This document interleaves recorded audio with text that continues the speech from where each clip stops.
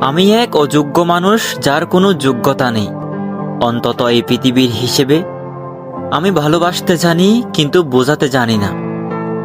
আমি থেকে যেতে চাই, কিন্তু ধরে রাখার বাসাটা জানি না।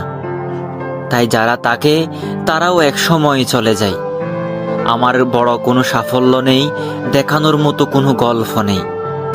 আমি শুধু প্রতিদিন চুপচাপ লড়ে যাই, যেটা কেউ দেখে না, কেউ গুনে না। মাঝে মাঝে মনে হয় আমি সবার জীবনে একটা বাড়তি লাইন, থাকলেও কিছু যায় আসে না, না থাকলেও না। তবুও এই অযোগ্য আমিটার ভেতরে একটা ছোট্ট মন আছে, যে এখনো মায়া করে, এখনো অপেক্ষা করে, এখনো বিশ্বাস করতে চাই।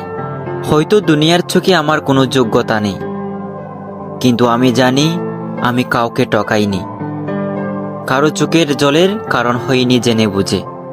আর এইটুকুই সততা নিয়ে আমি বেঁচে আছি। এটাই হয়তো আমার একমাত্র যোগ্যতা।